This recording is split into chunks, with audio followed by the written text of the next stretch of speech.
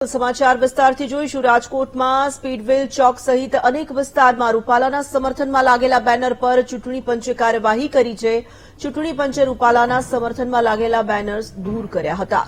આચારસંહિતાનો ભંગ થતો હોવાથી ચૂંટણી પંચે કાર્યવાહી કરી હતી। રૂપાલાના સમર્થનમાં બેનર લાગતા ક્ષત્રિય સમાજનો વિરોધ ઉગ્ર બને તો નવાઈ નહીં। સંવાદદાતા શનિ મૈયર જોડાયા છે ફોનલાઈન પર। શનિ, પુરુષોત્તમ રૂપાલાનો વિવાદ હજુ તો શમ્યો નથી। ક્ષત્રિય સમાજ આકરા પાણીએ છે। આ તરફ તેમના સમર્થનમાં રાજકોટમાં જે બેનર લાગ્યા હતા, હવે ઇલેક્શન કમિશન દ્વારા પણ કાર્યવાહી કરાઈ છે।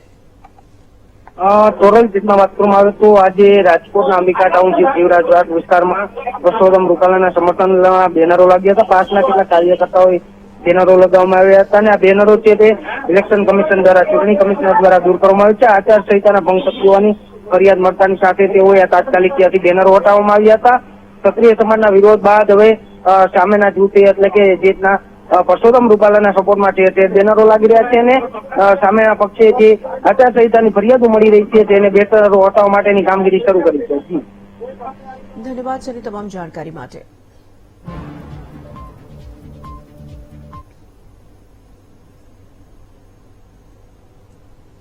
બનાસકાંઠામાં રબારી